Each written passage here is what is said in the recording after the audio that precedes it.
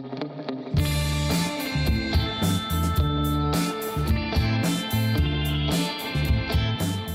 áfram höldum við með föstudagsþáttinn. Nú ætlum við aðeins að forvitnast bólusetningar og hún komin til mín, hún Eva, frá Rannsóknamiðstöð Háskólans á Akureyri. Velkomin. Takk, takk. Þú ætlar aðeins að reyna að útskýra fyrir okkur með bólusetningar. Maður heyrir ýmislegt að sumir óttast að bólusetja börnin sína því að það er hætta á aukaverkunum eða einhverfu en svo eru mislingarnir til dæmis bara mjög hættulegu sjúkdómur. Hvað geturðu sagt okkur? I fyrsta lagi, það som man reynir að gera með bólusetningar að veita vörn í gegnum sjúkdómar og þá fylgikvillur.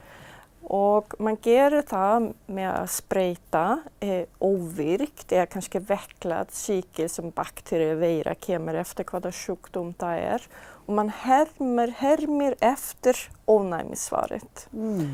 Og með það ónæmisvarið okkar það þá vinnur saman, mismunandi tegunda frumur som vinner saman og það mikilvægaste att det myndas såna ónæmisminni, att vi minner efter dessa cykel som vi hittar áður. Och det getur gerst om vi verðum veik í influensa och så nästa år när influensan kommer så vi med ens konar svörn. Því að þá muna frumurnar eftir þessum sjúkdómi og ráða betur við hann. Och ráða mycket bättre við hann och vi kanske ekki einu sinni tekur eftir att vi veikist. En så hefur verið þá som du nämnde þá einhverfu. Och detta stefnade efter grein som kom 1998 och det var gert á 12 krakkar, 12 barn och med tíman så hefur það hefur rannsakað över 15 miljoner barn och jag bara säger núna, það engin tengsl, ekki með einhverfu, ekki með neitt sem notat í bóluefni og það bara algjörlega búin að útiloka det. Þetta ekki rétt? Það ekki rétt. Nei. En dessa grein och han Andrew Wakefield som skriver dessa grein, han fick ekki längre vinna som läknir i England, där som var. 10 av 12 av þau som voru saman á greinen drógu nafnen sina tillbaka och ville ekki vara med. Stod ekki under dessa som han var att säga. Och það ýmis. Och það mjög liten hópur. Og það var ekki viðmuna hópur og það var annað. 12 krakkar svolítið lítið. Það mjög lítið. Hvað að byggja því? Já. En þetta náði svo víða einhverju hlustun og hljómgrunn, það svo skrítið. En það ofta sem komið út á internetið, verður aftur á internetið. Så þetta þá svona modern myth, það við kallar det fyrir. En það mjög stóra rannsóknir som hefur verið mjög vel unnar säga att det ingen tengsl. Och att vad han sagde var att það er búin að hakka mjög mikið fjölda tilfelli av einhverfu. En för 1980 voru við ekki með einhverfu som greiningu til dæmis. Það var ekki til. Och það var ekki fyrir 1996 som Asperger kom in i detta. Áður fyrr þá var það einhvert i systemet där som man getur fara in och skåda hvernig marga med dessa sjukdom. Då vore detta klassat som geðhvarf eller schizofrenia. Det heter bara geðhvarf och þangað til 1980. Ja, och så 1985 så får vi risa marga nya. En það ekki satt. Það ekki búin að vara mycket. Bara breyta greiningun. Ja, kommit till. Och detta första läge så hefur þá fjölda tilfelli einhverfi. Það alls ekki visst att det búin að hakka så mycket. Nej. Það kommit till. Och läknir idag mer öppna och mer man har bättre skilning och getur skilgreina detta som þá sjúkdómar. Veistu hvernig staðan hérna á Íslandi með bólusetningar? Eru Íslendingar að bólusetja sig eða þeir að fara eftir þessari grein hérna sem að tala einhverfuna? Nej, þau mjög duglegar að taka þátt. Och jag held att det kanske en och annan som ekki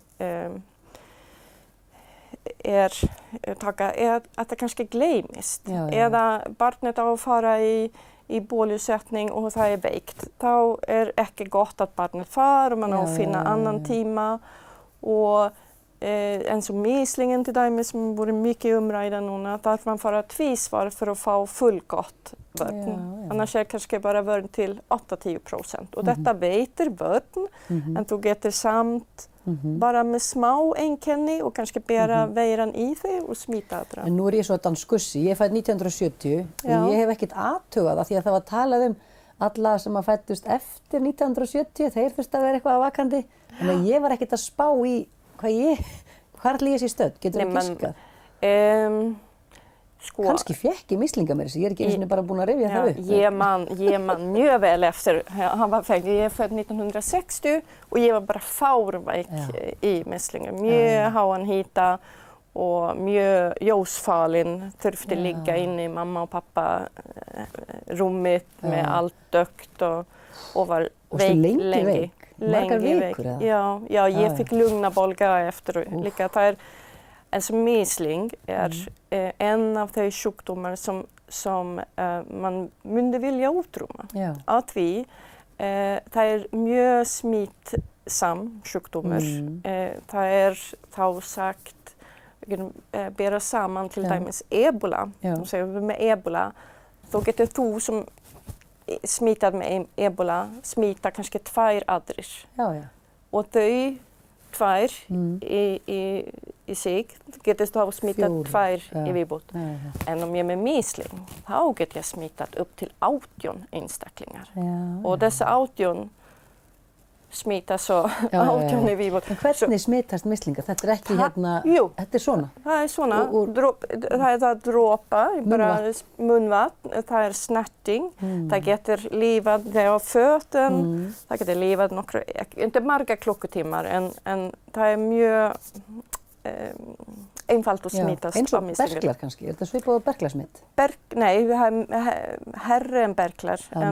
Berklar mjög alvarleg sjukdom att vi það så erfitt att medhandla och ger mjög mycket einkenni naturligt.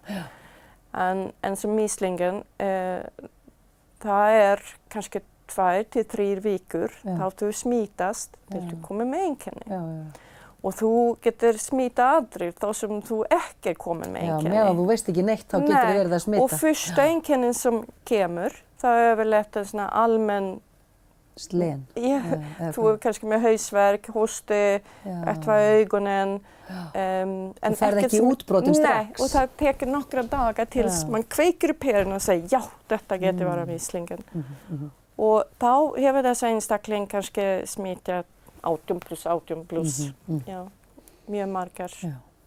Og það 6 mánaða, eða hvenær eru krakkar bólusettir við mislingum? Ég held að í dag það hægt að bólusetta við 6 mánaðir, en ungbörn, ónæmiskerfið þeirra ekki alveg froskat og ekki kannski nógu dugligt. Så ég held í dag, om jag ekki mismunir mig, så fyrsta sprautan við 12 eða 18. Ég held að þetta 18 mánaðir. Já. Þannig að fram að þeim tíma eru börn bara mjög viðkvæm. Já, og hugsaðu í dag samfélagið allt öðruvísi en som när jag var ung, första skiftet jag får erlendist, jag var 11 ára. En nu färdas man med krakkarna, vi får med strákur min till Italien när han var bara 9 månader. Ekkert mál, vi får till Thailand, Bandaríkjunum og það börnin ekki bólusettir. Nei, þetta getur verið svolítið varasamt. Já, og það meira, fólk að færdast mycket meira. Það meira samskipti á gott og þannig barst þetta mislingasmitt til Íslands, það var einhver að ferðast og komið það heim. Já, og það þá, þeir voru að ferðast í saman flugvél og náðu að smita ansi margir. Og man getur hugsað að margir voru þá með ónæmi og ekki tókst af þetta, en einhverju var ekki með nógu gott ónæmi. Þannig að það gott að fá þetta á hreint, að þetta með einhverfuna, það var bara frekar léleg grein, ein grein og það búið að allir meðhöfundarnir búið að draga sig úr. Ég aðeins forvitin svona að þetta lífir ennþá og þetta tekið upp. En vonandi með þessum upplýsingum þá kannski sannfærast flestir að það borgi sig að bólusetja. Það gjörsamlega. Og nú tíminn hlaupinn frá okkur. Takk kærlega fyrir að koma og segja okkur frá, Eva. Kærar þakkir. Ok, takk.